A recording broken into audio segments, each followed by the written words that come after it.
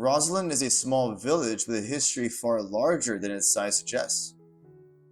It began as a bustling 17th century milling town, and then over time, its natural beauty and charming setting transformed it into a popular tourist destination, attracting visitors seeking both relaxation and refinement. In this video, we'll explore Roslyn's humble beginnings as an early industrial hub to the celebrated town it is today.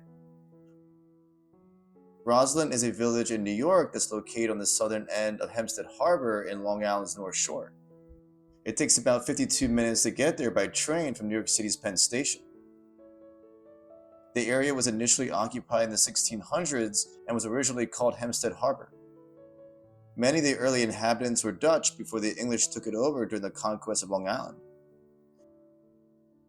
In the early 1700s, the village became a major center of the paper mill and gristmill industry that lasted into the early 1800s. President George Washington visited the area during his 5-day tour of Long Island in 1790 to see the thriving mill operations for himself.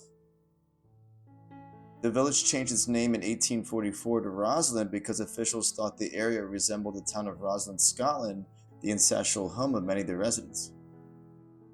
Only a few hundred people lived here until 1864, when the Long Island Railroad built a station helping to bring further development. In 1896, Roslyn's most identifiable landmark was built, a stone Romanesque clock tower that honored Ellen Ward, a longtime resident who was deeply involved in the community. Its prominent location at the entrance of Old Northern Boulevard has made it a symbol of the village. By the early 1900s, most of the milling operations stopped, so the locals decided to shift the economy towards tourism in the 1960s. The Roslyn Landmark Society was created to help preserve the area's historic structures, and strict development laws were introduced to keep the village's quaint charm intact. Today, Roslyn is a thriving community with beautifully preserved historic architecture that's full of high-end dining, a revived waterfront, and an abundance of parks and green spaces. The main commercial street lies between two bodies of water. Roslyn Pond is south, allowing many of the businesses to take advantage of its views with back patios overlooking the water. And to the north of the main street is a narrow waterway that opens up to Hempstead Harbor, which used to be industrial, but now it's full of new housing developments. The Roslyn grist mill, built in the early 1700s with its original timber framing, is one of the few surviving Dutch colonial commercial frame buildings in America.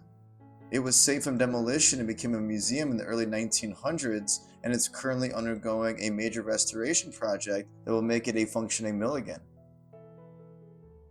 If you're looking for a nice place to relax and enjoy nature, Gary Park is a beautifully landscaped area that lies just south of Roslyn Pond.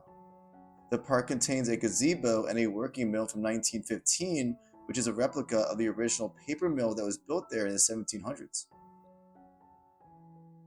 And there's also the Cedarmore Park lying just north of the village on land that was originally owned by William Cullen Bryant, who was a leading proponent for the creation of Central Park in New York City, and Bryant Park was named after him for his efforts.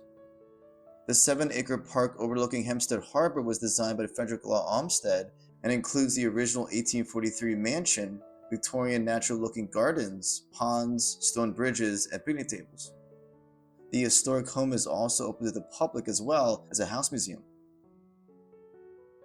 Not too far from the park is the Nassau County Museum of Art that showcases classic and modern pieces.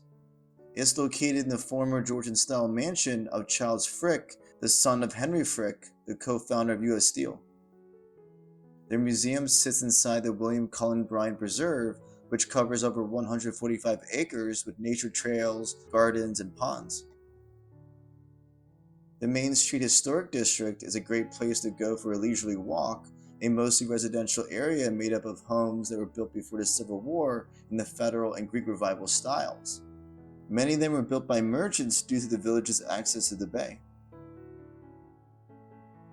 And if you come here during the summer, the North Hempstead Beach Park is only a 5-minute car ride away. Its sandy beach along the harbor includes barbecue pits, picnic tables, playgrounds, and a fishing pier. From its early days as a milling town to the charming tourist destination we see today, Roslyn never lost sight of its roots. By preserving its buildings, shoreline, and open spaces, the village ensures that future generations won't just learn about its history, they'll experience it. Well, that's it for today's video. If you enjoyed it, please don't forget to like and subscribe to my channel. I would really appreciate it. Thanks so much for watching. Take care.